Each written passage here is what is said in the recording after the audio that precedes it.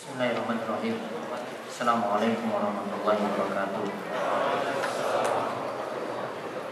Alhamdulillahilladzi arsala rasulahu bil huda wa dinil haqq liyudhhirahu 'alal dini kullih wa kafa billahi shahidan.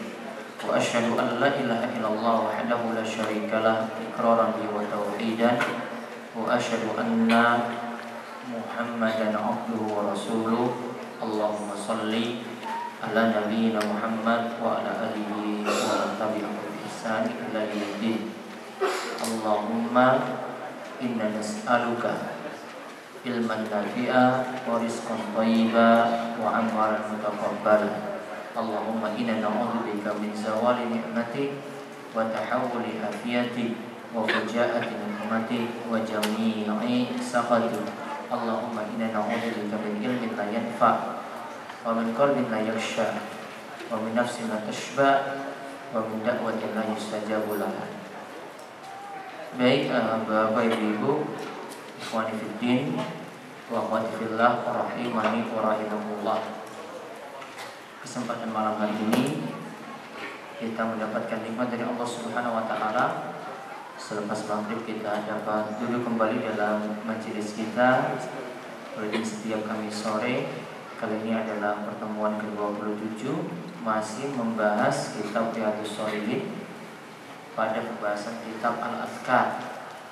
Baik, kita lihat pembahasan pertama, masih dalam kitab Al-Adhkar, masih membahas tentang fadlul dzikri wal hatsu alaih, keutamaan zikir dan dorongan untuk berzikir. Sekarang kita membahas hadis nomor 1438. Kalau hadis sebelumnya 1437 tentang keutamaan kalimat la ilaha illallah, sekarang kita membahas keutamaan zikir secara umum, yaitu perintah agar lisan senantiasa basah dengan zikrullah, basah dengan zikir kepada Allah Subhanahu wa taala. Agak sedikit berantakan bahasa Arabnya. Hadis ke-1438. Wa an Abdullah bin Busr radhiyallahu anhu anna rajulan qala ya Rasulullah inna syara'i al-Islam qad kafarat alayya fa akhbirni bi shay'in fashabtu bihi qala la yazalu lisanuka ratban min dzikrillah rawahu Tirmidzi wa qala haditsun hasan. Dari Abdullah bin Busr radhiyallahu anhu bahwa ada seorang lelaki berkata, wahai Rasulullah, sesungguhnya syariat Islam ini telah banyak bagiku, maka beritahulah kepadaku sesuatu yang bisa aku pegang selalu. Beliau menjawab, hendaklah lisanmu selalu basah karena berzikir kepada Allah. Baik. Dari Abdullah bin Busr radhiyallahu anhu, anna rajulan, ada seseorang, ia mengatakan, ya Rasulullah, inna syara'i al-Islam qad kasurat alayya. Sesungguhnya syariat-syariat Islam telah banyak bagi kami, telah banyak bagiku. Fa akhbirni bi syai'in atashabbasu. Jadi baknya itu di tasydid fathah. Atashabbasu bi, maka beritahulah kepadaku sesuatu yang bisa aku pegang selalu. Atashabbasu bi, beritahukan suatu amalan yang tadi dari amalan yang begitu banyak yang bisa aku berpegang dengannya. Kemudian Nabi SAW mengatakan, la yazalu lisanuka ratban min dzikrillah. La yazal, hendaklah lisanuka, lisanmu selalu. La yazal bermakna istimrar, yaitu bermakna terus menerus. Hendaklah lisanmu senantiasa ratban, basah, min dzikrillah, dengan berzikir kepada Allah Subhanahu wa taala. Karena berzikir kepada Allah Subhanahu wa taala, Imam Tirmidzi, hadis ini diriwayatkan oleh Imam Tirmidzi. Imam Tirmidzi mengatakan hadisun hasanun. Hadis ini hasan.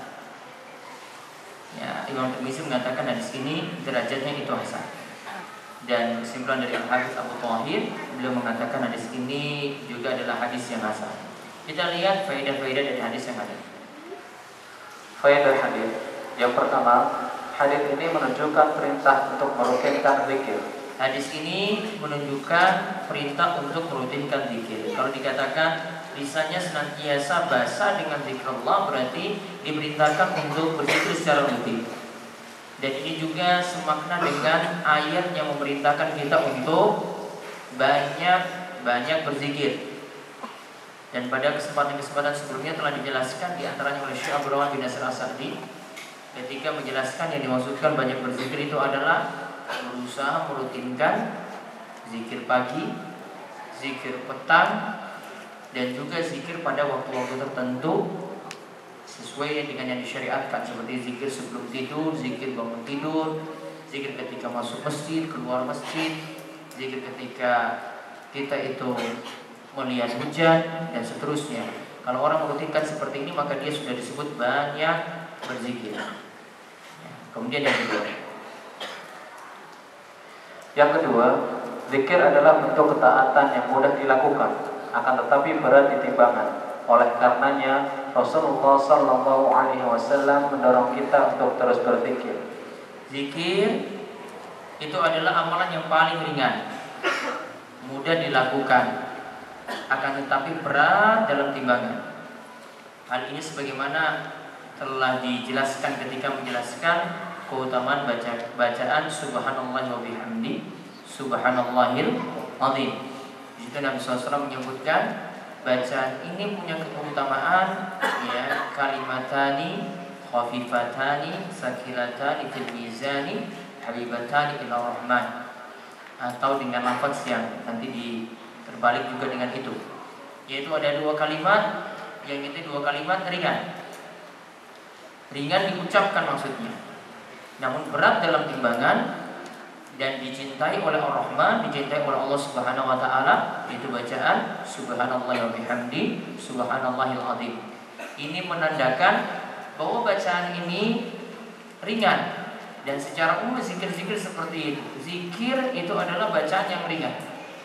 Dan rata-rata juga dengan bilangan yang mudah bagi kita untuk mengucapkannya, tidak terlalu berat untuk dari sisi ucapannya, teksnya tadi, teks zikirnya, juga dari sisi jumlahnya juga tidak terlalu berat.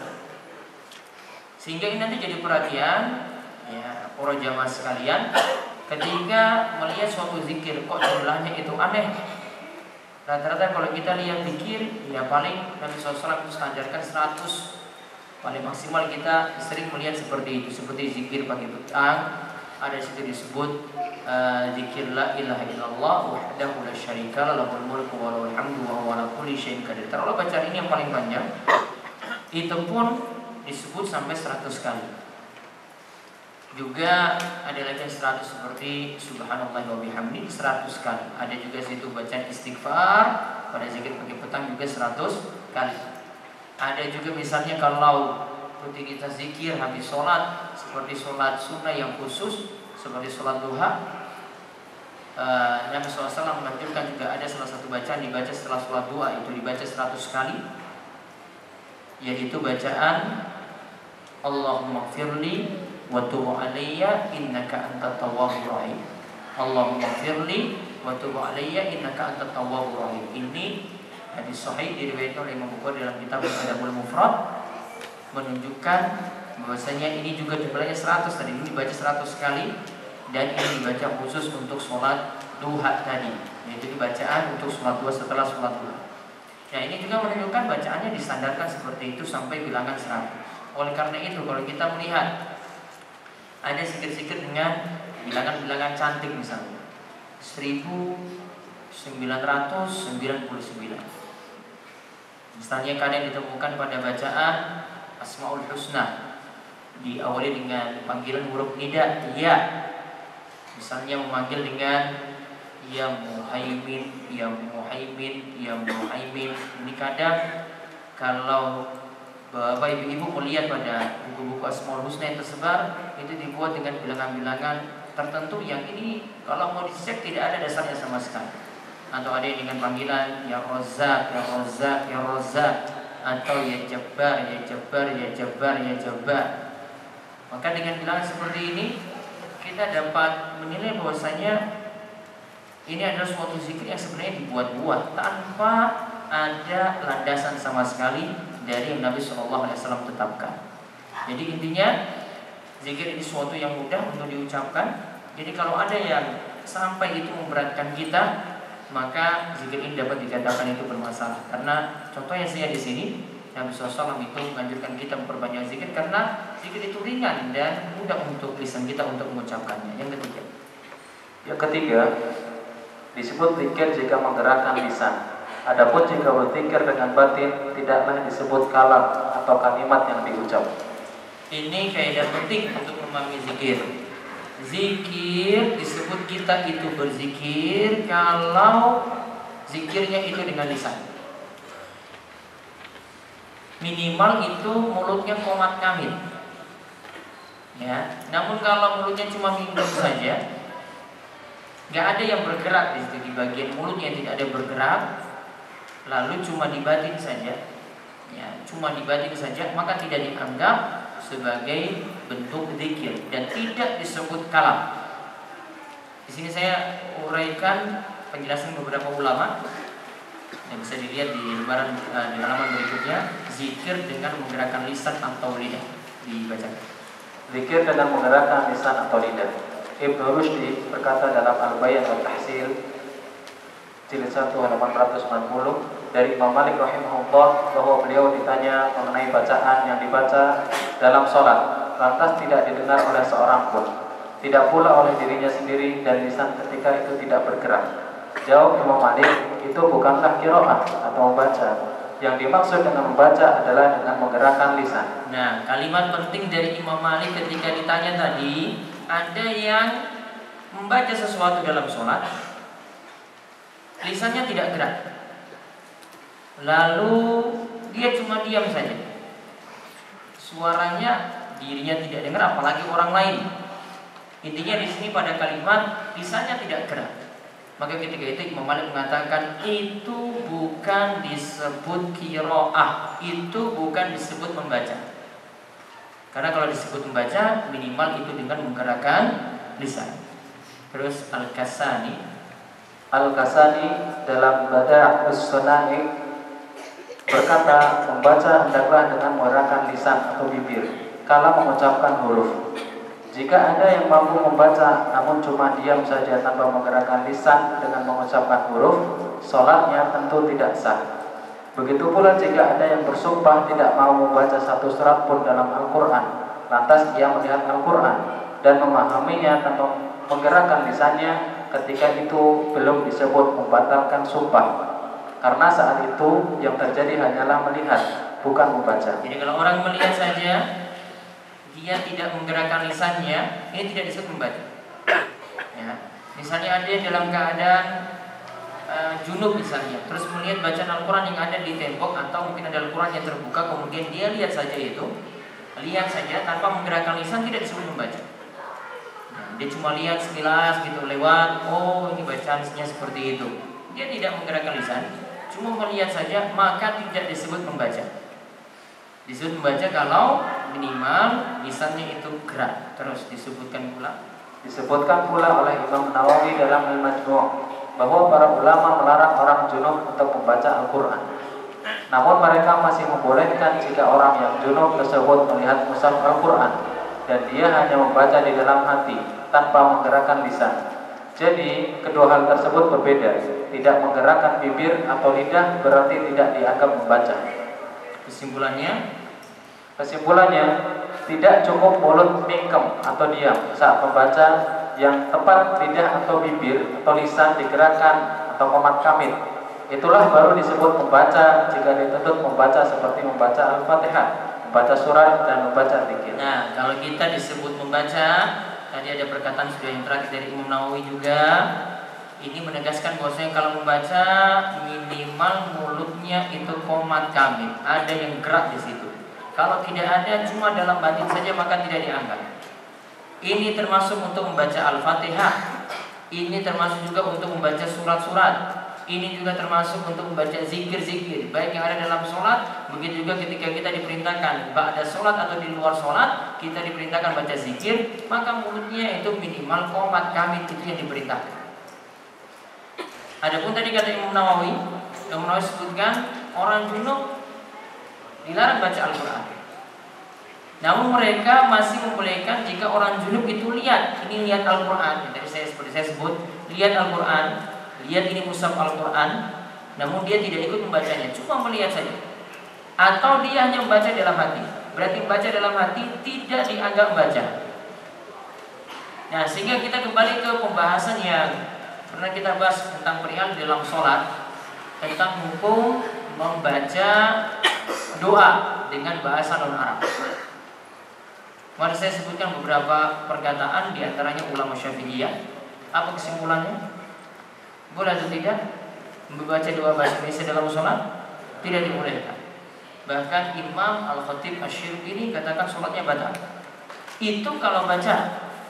Namun kalau yang dia lakukan itu cuma di dalam batin saja, tidak batal. Tidak dianggap membaca. Tidak dianggap membaca. Maka pilihannya nanti ketika dia sujud misalnya ingin berdoa, baiknya hafalkan doa yang ada dalam Al-Quran dan hadis, atau dia membuat dengan teks Arab yang dia itu pahami dan itu kalimatnya benar. Nah, kalau tidak paling minimal dia nggak bisa buat kalimat, ya terpaksa dia cuma membaca dalam batin saja, namun tidak menggerakkan lisannya, sebagaimana pembahasan kita di sini. Ya, jadi kesimpulannya tidak cukup mulut itu diam saja, minimal ada mulut yang digerakkan naik turun, atau digerakkan di sini qomat kamit, ya ketika kita itu membaca Al-Fatihah, membaca zikir dalam sholat, begitu juga membaca surat-surat yang ada. Dalilnya di antara yang sudah kita bahas tadi, la yazalu lisanuka ratban min dzikrillah. Kalau disebutkan, hendaklah lisanmu itu senantiasa berzikir kepada Allah, senantiasa basah berzikir, berarti mulutnya itu gerak. Dan disuruh bahasa dengan zikir. Berarti kalau mikem saja, diam saja, nah ini kan tidak ada yang basah, maka tidak disebut membaca ketika itu. Wallahu a'lam.